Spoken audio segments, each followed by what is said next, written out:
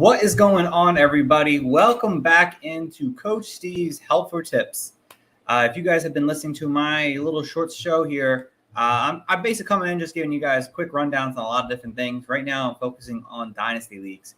If you don't know me in the Twitter sphere, I love Dynasty. I love every moment of Dynasty. It's so much fun, and there's so many great ways to spice up your league. Last week, I did the first part. It's kind of more basic stuff, more for those beginning Dynasty owners. And this week, I'm going to get into those more hardcore Dynasty owner fans. And people seem to really enjoy some of the different leagues that I think of, or if I've used from other people, I'll give people credit, of course.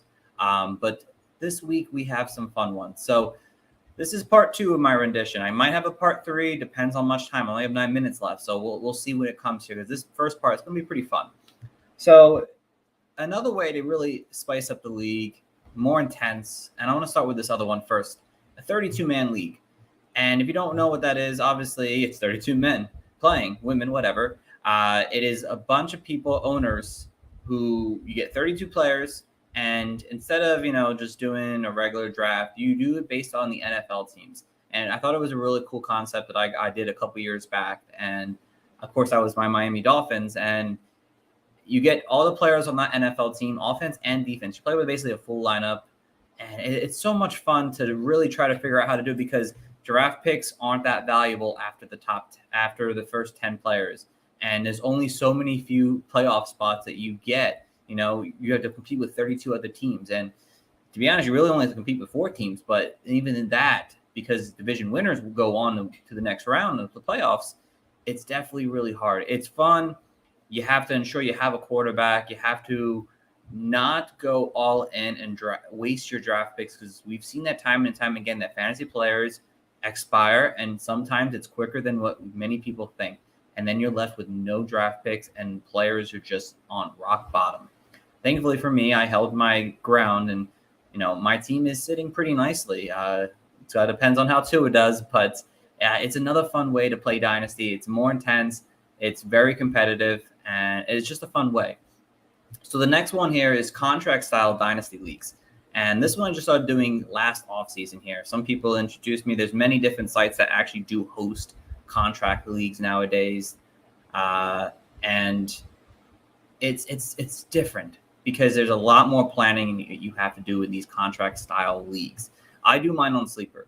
I know people probably don't want to do it because Sleeper doesn't have a platform currently set up to do Dynasty league, to do contract style leagues. But hopefully that's something that's coming down in the future. But there's my Dynasty league. There's I think there's a couple. I think Fantrax does a couple other leagues out there. There's definitely some sites that do it, which is a lot of fun. And the contract style, there's some cool things about it. I'm going to share my screen now, and hopefully that you guys kind of see what I am looking at here to kind of help you guys overall. So what you see here is the basics of any type of league here. And I'll bring up my team here just as a reference here. And I do this on Excel. And if anyone wants a copy of that, just hit me up on my DMs, and I'm more than happy to share it with you. Not a problem. But because Sleeper doesn't have a contract style set up currently, we had to do it on our own via, the Fab waiver you have, and basically just have an Excel spreadsheet. It's a little more work for the commissioner, of course, but it's so much fun. And you can see here, you have different players on 1-year contracts, 2-year contracts, 3, 4. You have players, that you have to cut, and you have to keep your budget under the map. As you see, I have $6 left. You have your taxi squad and whatnot. And it's cool in that nature there. And everyone has their own different team there, their own contracts. And, you have your franchise tags, players. You have rookie picks and how much they actually cost you. Like, you might want to load up a lot of rookie picks, but you have to realize they all cost money to some extent here. And then you have contract details. You have, if you cut players, you lose money on them. You have free agency players that you can only snag for 1 year. You can't re-sign your contract players. Some leagues do. I don't. You have to go out there and win them in free agency. And the way I like to do it is with a hometown discount, where in the draft, if you get that player back via the auction drafts, so you do auction drafts to do these, you get a discount on them, which is really cool. Like I said, if you cut players, it's only 50% how we do it here. You can only sign players to 1, 3, 4, and 2-year contracts. $1 contract players, they don't cost you anything. You get them on your team, you can cut them without any penalty. It's a lot of fun in that nature. And you have rookie options too. So we can see some of the people here, they have their rookie teams. They have third round picks, fourth round picks, only a 3-year option. First round picks get a 4-year option. And you can decide, David Bell, $8 for the next 2 years is great. But then in year 3, do you really want that player on your team? Well, you have to make a choice here. And that's kind of where you get the 3rd-year option. I'll pay for $10 for him and not risk having him go in the free agency and maybe potentially losing him. Again, it's tough. You have to really manage your team. And especially if you do this league, be very careful on how you do your startup, because that could kill your team. If you overprice players early on, which in an auction draft, it's a lot of fun. People go nuts and go, they're all over the place. And before you know it, I'm getting Antonio Gibson on one of my teams for almost $60. And now look at him now, a year later, not really worth the $60. So you have to be really careful on how you spend your money in these contract leagues. And it's a lot of fun. I recommend doing them. If you don't want to do the work yourself, which is perfectly fine, there are a few sites out there that do it. So check those out for sure. It's a lot of fun. So I'm going to stop sharing my screen now. We're going to go back to our slideshow here and on to the next group here. And we think we might not get to everything tonight, but maybe we'll see here. The first one I have up is one of the leagues I created this year called Rivals. I'd like to watch the challenge a lot. If you guys know MTV, the challenge, a lot of fun. They have like a Rivals season. And basically it's a league where, you get a rival for the year and you play that rival 4 different times during the season here. And the way it works is that if you beat your rival, you get some kind of reward out of it, whether it's, maybe altering one of his lineups next week. Maybe it's taking his player for half the season. Maybe it's taking one of his draft picks at the end of the year and it's yours now because you beat him. It really depends on how many times you do it. We have it set up, 1, twice, 3 times, all 4 times you beat them. There's different rewards for different sections there. And, you play that person 4 times. So you really want to have that rivalry set. It's a lot of fun when those weeks happen, especially it starts week 1, you get that rivalry off. We love it in the NFL. We love rivalries. We love that kind of stuff there. And it's so much fun. On to the next one here. And this is another one that I created last year. And I really like this one because, at the Fantasy Coaches, we are all considered somewhat coaches here. We coach you guys up and we just call each other coach.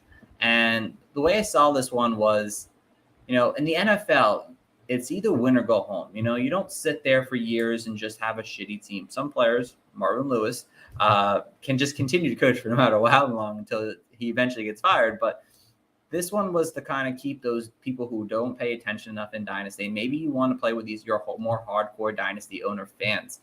And basically what it is that you have a certain amount of years to make the playoffs every year. So the way we do it, we have one league where it's 2 years, every 2 years, and then one it's every 3 years. Had to try different things to see how it worked. And basically, if you don't make the playoffs, you get cut and we bring in someone else new. And it's a way that you don't want to get cut. When you're in the pressure of trying to make the playoffs your second season, it is tough. And we're going through that this year, so I'm excited to see how that turns out.